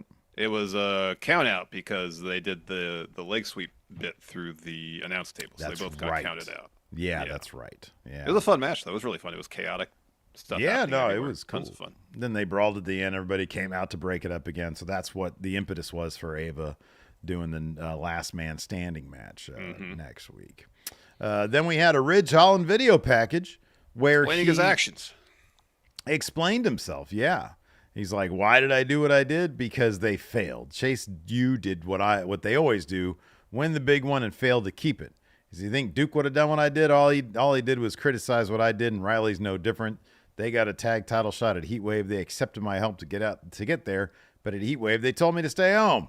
I finally became a champ and I got it ripped away due to the mediocrity. The step-by-step destruction of Chase U starts next week, and Thea, I'm going to love every second of it. My goodness. What a bad guy that is. I know. Yeah. Super bad.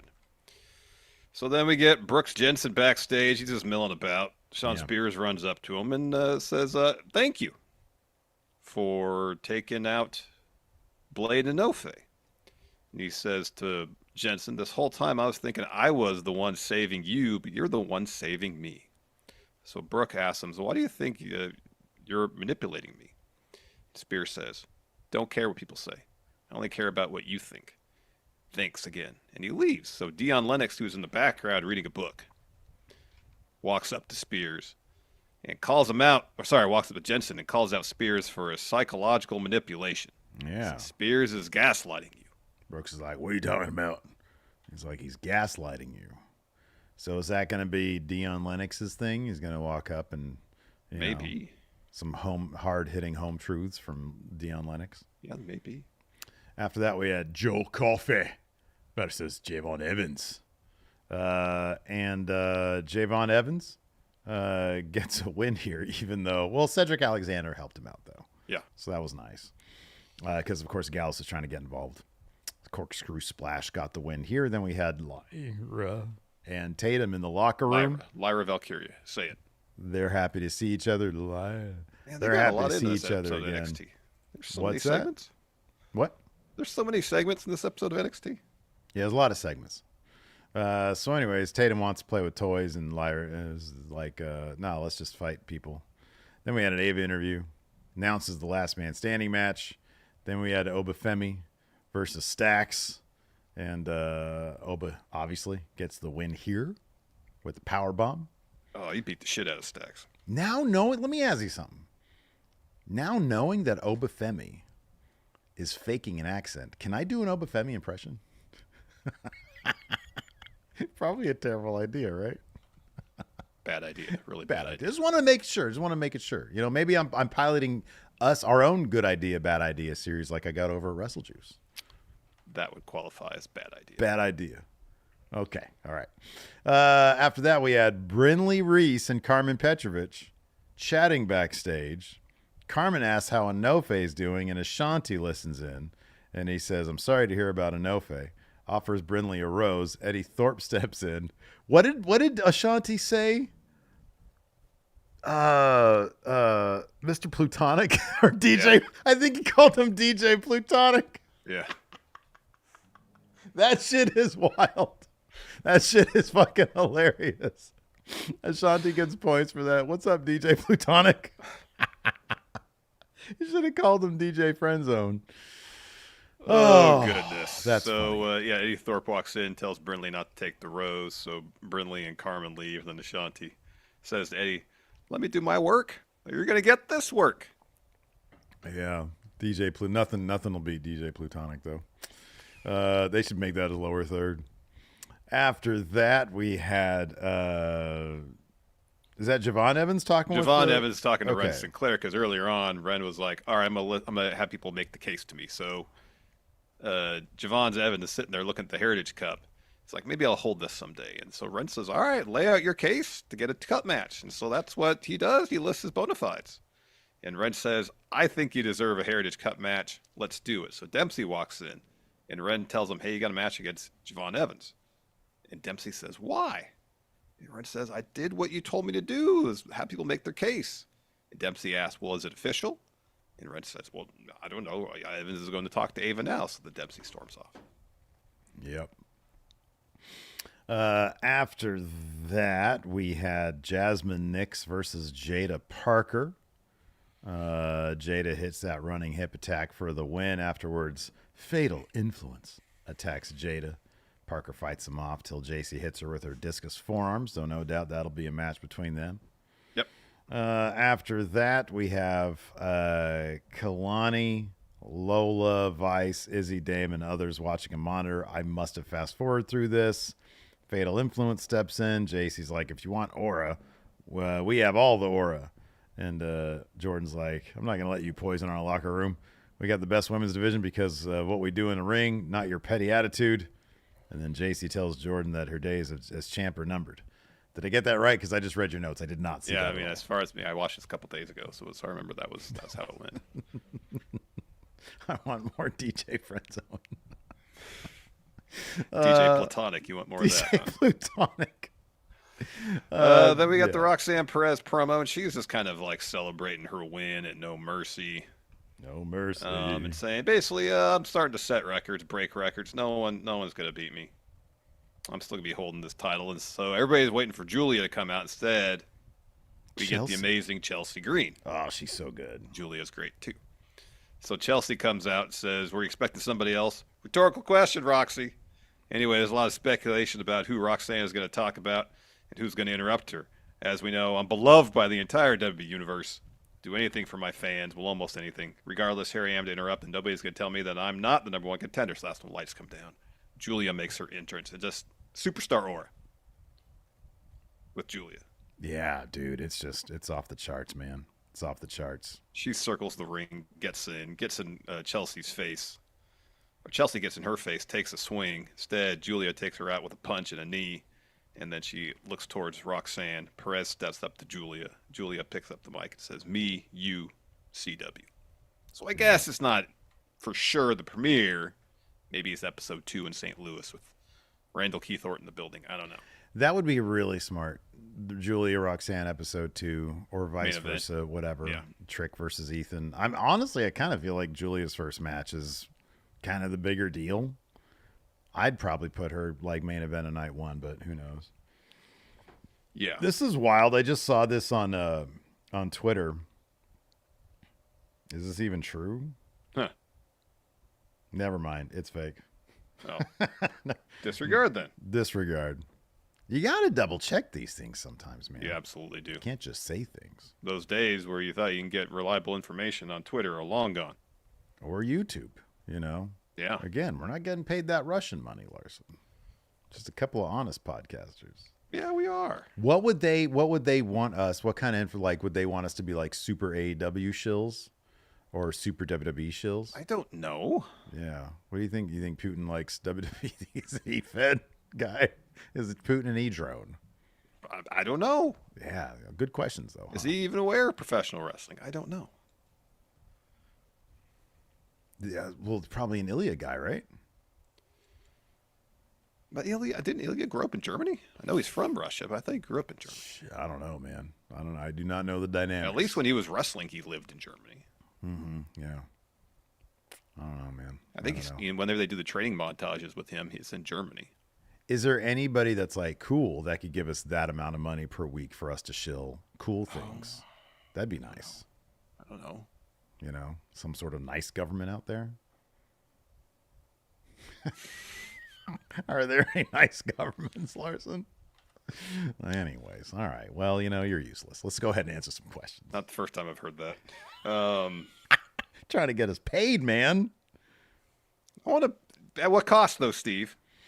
Well, that's what I'm saying. There's got to be a good middle ground. I'm not asking for like 100,000 a week, but if we can get like, 50,000 a week From a nice government, friendly government.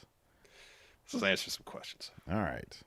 Alex Foster says, if you guys were the new owners of Titan Towers, apparently Titan Towers is for sale. Yeah, that's right. What would you do with it? Good Lord, burn it to the ground. The fucking number of crimes that have probably taken place in that, it's got to be haunted. That place got to be haunted. Yeah. There's probably bodies buried there. That would not, how much would that shock you if there were actual bodies buried in that place? Probably not a ton. Like, proverbially speaking, metaphorically speaking, there are bodies buried in that place, but it's always possible that literally bodies are buried there. Yeah, burn that place to the ground, Oh my gosh. Like at Swerve's house.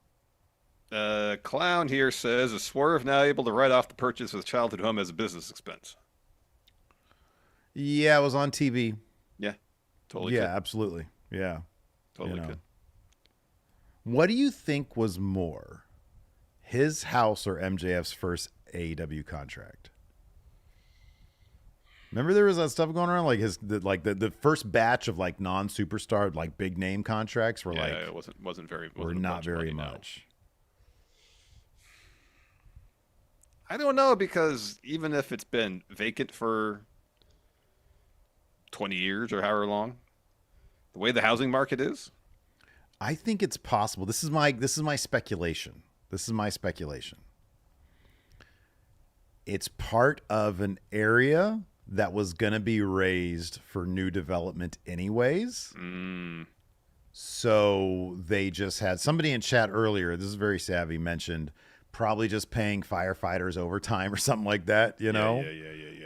And then I was talking kayfabe in terms of like assuming Swerve actually bought this house, not the cost. Oh, in kayfabe. Oh, I thought we were being real. That's what I was talking about. In kayfabe. Oh my God. Yeah. No, that house is like triple what MJF's first contract was. Probably. Yeah. Yeah. Oh yeah. Let's see here. Aaron says, not Dynamite specific, but with all the new TV/streaming deals, it felt interesting. If you had to choose one, what brand or show would you overhaul/rebrand, and what about it would you change? Oh, dude, this is an easy one. NXT. Oh yeah. Oh, easily. This is firmly. Do you have that CM Punk hoodie from Roots of Fight with you right there? Yeah. You do? Can we see it, please? Sure. Roots of Fight. So we did this little like short film as appreciation, but they sent us a bunch of merch recently to promote their like they got a couple of new releases. And they just asked we wanted some stuff, and we were like, sure. We were like, yeah, and so we were like, we could do an unboxing. But right there, that style, that design aesthetic should be NXT. That should be NXT. There's the Bret Hart one too. Yeah, all their stuff is really great. It really the is. design aesthetic is fantastic over Yeah. Crucified. Thanks, It's Crucified, awesome. for sending the stuff to us. Yeah, absolutely. But Macho Man hat back there is from we got him, a too. Savage hat back there. Yeah. That I would rebrand that NXT. Like, get whoever does that kind of design aesthetic. Yeah. Oh my gosh. Oh, it's off the charts great. Yeah. Chris Stanton here asks, why is Tony Khan providing the steel cage if the match is unsanctioned? It was already advertised as a steel cage match and just made it an unsanctioned one due to what happened. He doesn't want to be responsible for the bodily harm they're going to inflict on one another. So you can't necessarily advertise a match and then pull it back. Yeah, you can't do that. Yeah. So Michael Scalmanini says, not related to... Boy, both these first two are not related to Dynamite. He says, I was thinking about American Made and the American whole Made. slap from Monday Night Raw. Could you see a Foxcatcher storyline being played out? Wow. Ooh. Well, without the super grim finish, you know. I think that, yeah, long term, sure. Yeah, you know. a long-term story. Yeah, sure. Nate Cruz says, other than sleeping, what's your ideal vacation activity? Wow. If I'm paying money to go on vacation, I'm not looking to sleep 12 hours a day. Yeah, I can do that here. Exactly. Yeah. I don't. My body won't let me, but I could. I mean, for me, honestly, it's like sightseeing, you know? Like Doing if you're going out on vacation, I want to go to a place where I haven't been before and just soak in the culture. I'm not huge on like, oh, let's go. I don't know. What's a common vacation? Hiking. Let's go to Half Dome. I don't want to do that. I would die anyways. But or camping. Let's go camp. I don't want to do that. That's bullshit. I want to go to a place I've never been before and experience, you know, what their food trucks are like.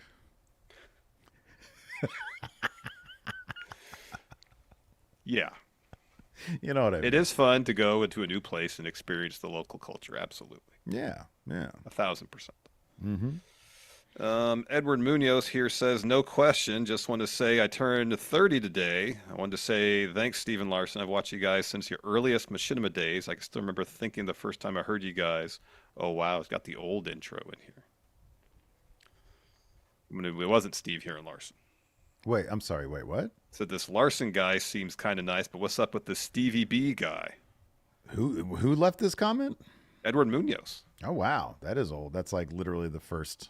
That would have been 2010. We only did that in one episode as our very first one. Yeah. That is funny. Jimmy Thomas says, when Mark Davis comes back, what should they do with Kyle Fletcher? Should he go back to being mainly a tag guy, or do they break Aussie Open up? Mm-hmm. I don't know how this run, after this run Kyle Fletcher's been having, put on awesome matches, he just goes back to being a tag team specialist. You got to do Mark Davis has got to. They got to separate him. He's got to be a masked attacker. He's got to be a hoodie attacker. That's what it's got to be, because Mark Davis looks like a great bad guy. He's got a great bad guy look. So establish him as a singles guy. And then, you know, when they're both over, when they both had really good singles career, then you could put him back together just for some fun stuff. But no, he's on his way. He's on his way. He's on his way. Yeah. Yeah. Art guy. This I love. I love this so much because this guy was taken off. He was just taken by surprise. I watched the Swerve house video hours before Dynamite. I was so happy for him. I decided to watch Dynamite later, like an hour after it aired, and I opened Twitter and I saw the Hangman picture. Couldn't believe it. Awesome stuff. And he says, this is feud of the year. So far, this might be my feud of the year. It'd be feud of the last 2 years. Yeah. I love I love that Art here did not, his mind was so pure. He was like, this is great. Honestly, I'll be honest. I did not think about it until I opened up Twitter, like just moments after I saw the video, and somebody was like, I was like, oh, yeah, okay. That makes total sense. Yeah. And then it ended up happening. Creamy Beef Tip says, whose gimmick change had the biggest ramifications for the wrestler? You got to think Stone Cold and The Rock. Who's what? Whose gimmick change had the biggest ramifications for a wrestler? Stone Cold going from the ringmaster to Stone Cold? I'm trying to think whose is the bigger one, The Rock or, but they're both just in the ground. There was no way the Ringmaster was ever going to work, and there was no way. At least Rocky Maivia was Intercontinental Champion. Like, Yeah, they were right. pushing him. Well, the Ringmaster was, of course, the $1 million champion. I don't know if that's a sanctioned title, though. It's not. Yeah, at least Rocky Maivia. It was as if when Stone Cold became Stone Cold, he was almost, I know he wasn't because they did the transition. Like, I think he stunned DiBiase or something. Or maybe DiBiase just disappeared, I forget. But yeah, that was a pretty big one. Pretty massive. Boy, they just completely buried him. You're the Ringmaster. What? Goddamn, Vince, that's some dog shit. Nick Kyle says, power rank most insane storylines with crimes committed. I mean, that stuff with, LAX and TNA. Yeah, they ran over a kid.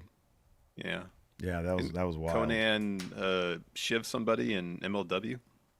He got shivved. Sorry, he got shivved. Yeah, he got shivved. Yeah. Or shanked with a shiv. Luis says, is Hangman Swerve in contention for feud of the decade? Can you name the feud of the decade from the 80s to the 2010s? Oh, that's a lot. No. That's a Feud lot. of the 80s is probably Mega Powers. It's like a whole freaking video he's asking for. Feud of the 90s, we'll say, there's a lot of them in the end. That was Austin McMahon. As much as yeah. people did, it's Austin McMahon. In the 2000s.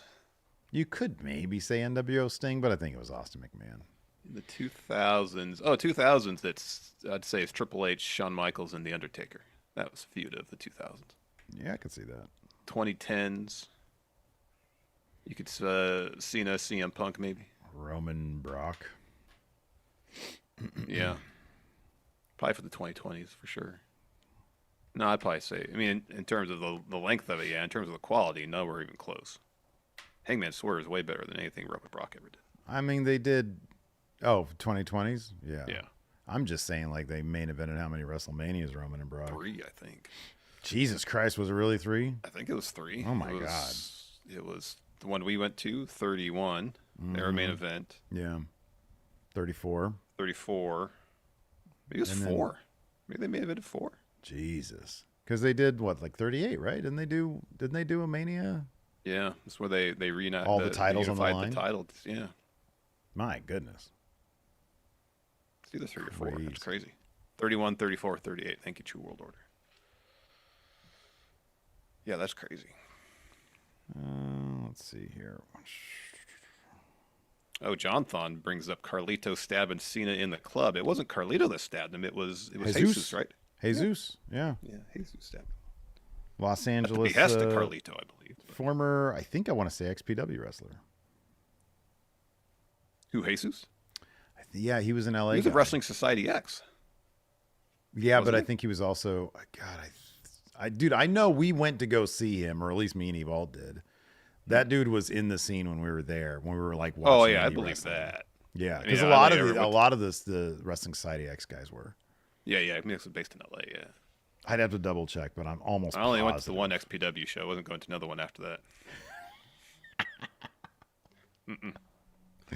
Smart move. Yep. Wasn't Evald there for the Grimes thing, the big fall? Yeah, I think so. I think he was there for that. Yeah. Yeah, I think he went to that one.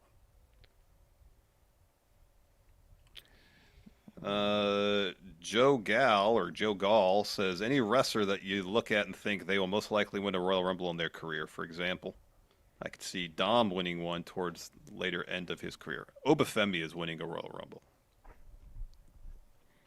I could see that. 1,000%. 1,000%. Trick Williams, probably going to win a Royal Rumble. Joe Coffey. How about Joe Coffey, man? Ego. Oh, at this rate, Lexus King will. You might be right, sadly. Anyways, on that positive note, that's going to do it for today. Thanks, everybody, for tuning in.